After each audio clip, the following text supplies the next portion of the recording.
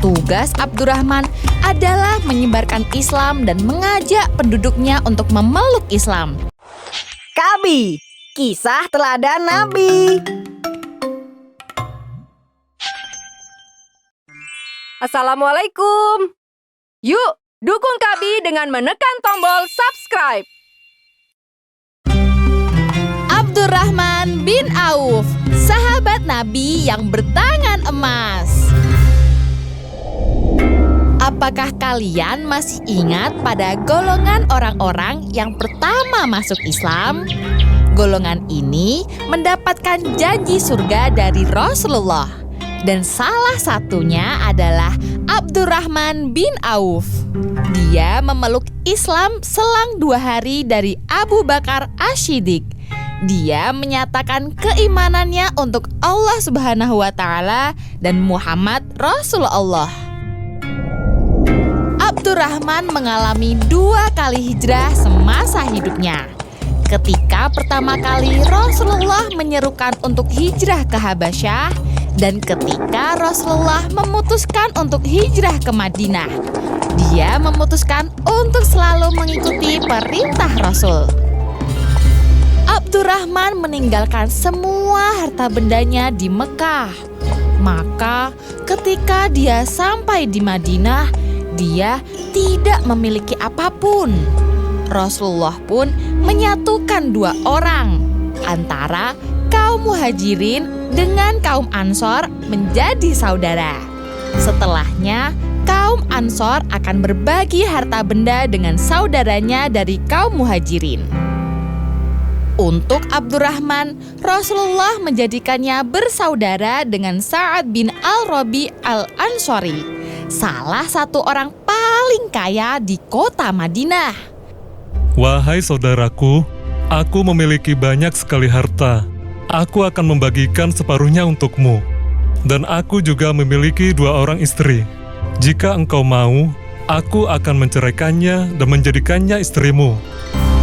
Namun, Abdurrahman menolak tawaran itu. Semoga Allah senantiasa melindungi keluarga dan hartamu. Sebagai gantinya, tolong antar aku ke pasar. Setelah melihat-lihat kondisi pasar di kota Madinah, Abdurrahman pun memutuskan untuk berdagang. Abdurrahman terkenal dengan sifatnya yang pekerja keras. Oleh karena itu, usaha yang baru dirintisnya membuahkan hasil yang memuaskan. Apalagi Abdurrahman selalu mengutamakan cara-cara yang halal. Dia jujur dalam berdagang, sehingga para pelanggan pun percaya kepadanya. Selama berdagang di pasar, dia menemukan fakta bahwa harga sewa kios di sana begitu mahal. Abdurrahman memiliki ide cemerlang. Dia meminta bantuan kepada saudaranya Sa'ad untuk membeli sebidang tanah di samping pasar. Tanah itu akan aku sewakan, saudaraku. Insya Allah akan memberikan hasil yang setimpal untuk kita dan juga orang lain. Sa'ad memenuhi permintaan saudaranya itu. Sebidang tanah tepat di samping pasar pun dibelinya. Setelah itu, Abdurrahman membagi tanah itu dalam petak-petak kecil dan menyewakannya secara gratis. Sistem yang ditawarkan oleh Abdurrahman adalah bagi hasil. Saat para pedagang memperoleh untung, Abdurrahman menghimbau untuk membayar uang sewa seikhlasnya. Cara Abdurrahman dalam mengelola tanah menjadi sesuatu yang baru bagi orang-orang di Madinah. Banyak para pedagang yang berbondong-bondong pindah ke tanah milik Abdurrahman. Lambat laun, Abdurrahman berubah menjadi pengusaha yang sukses. Dia pun terkenal sebagai sahabat Nabi yang paling kaya sekaligus dermawan. Dia sering bersedekah kepada fakir miskin. Suatu ketika Rasulullah pernah bersabda bahwa Abdurrahman akan masuk surga paling akhir daripada sahabat yang lainnya, karena memiliki banyak harta yang harus diperhitungkan. Sejak itu, Abdurrahman semakin sering mengeluarkan hartanya untuk bersedekah. Sungguh, aku takut jika aku tidak bisa bertemu dengan para sahabatku karena banyaknya harta yang kumiliki. Abdurrahman selalu ada dalam setiap perang yang dilakukan oleh kaum muslimin. Dia rela mempertaruhkan nyawanya dalam setiap peperangan. Dia juga rela menyerahkan hartanya untuk memenuhi perbekalan seluruh pasukan muslimin. Sebanyak 500 kuda dan 1.500 unta pernah dia berikan. Subhanallah. Ada satu kisah yang sangat istimewa terjadi ketika Perang Tabuk. Perjalanan menuju ke Tabuk sangat susah dan memerlukan waktu yang lama.